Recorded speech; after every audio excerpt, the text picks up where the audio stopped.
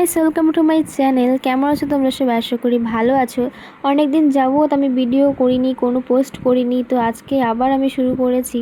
আজকে আমরা যাচ্ছি সেবক মন্দিরে, ভাইয়ের মানসিক পুজো আছে সেটাই দেওয়ার জন্য। আমরা হঠাৎ করেই বেরিয়ে পড়েছি, হঠাৎ করেই প্ল্যান করা, হঠাৎ করেই চলে যাওয়া।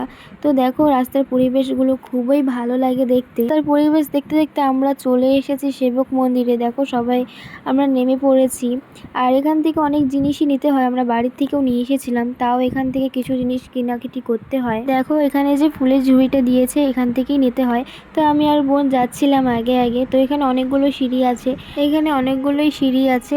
তো যারা বয়স্ক হয়ে গেছে তাদের একটু প্রবলেম হয়, কিন্তু আমাদের তো কোনো প্রবলেম হয় না। আমার ভাই দেখো আগে আগে যাচ্ছে। এই যে আমার বাড়ির ফ্যামিলি সবাই আসছে সিঁড়িতে করে চড়ে চড়ে, কারো অবস্থা টাইট হয়ে গেছে। আর এখানে কিন্তু ভিডিও করা একদম অ্যালাউ ছিল না, যতটুকু পেরেছি আমি ভিডিও করেছি।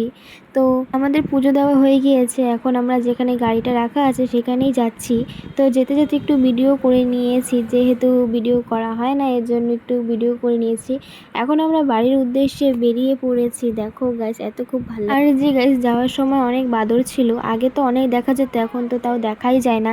এ দেখো কি সুন্দর যাচ্ছে। বাদরগুলো না খাবারের খোঁজ অন্য অন্য জায়গায় চলে যায়, যেহেতু এখানে খাবার অনেক কমই পাওয়া যায়, তো বেশি নেই। আগে অনেক ছিল, এখন নেই। আর গাইস, এটা হচ্ছে তিস্তার জল। দেখো অনেকটাই জল বেড়ে গিয়েছে, আর অনেকই সুন্দর লাগছে, খুবই ভালো লাগছে দেখতে জলগুলো। তোমরা দেখো, আমার তো খুবই ভালো লাগছে। গাইস, আমরা হোটেলে চলে এসেছি খেতে। যেহেতু আমরা পুজো করেছি এর জন্য নিরামিষই খেতে হবে, তাই জন্য আমরা নিরামিষ হোটেলেই চলে এসেছি। আর দেখো গাইস, যাওয়ার সময় এত সুন্দর ফুল, খুবই ভালো লাগছিল দেখতে।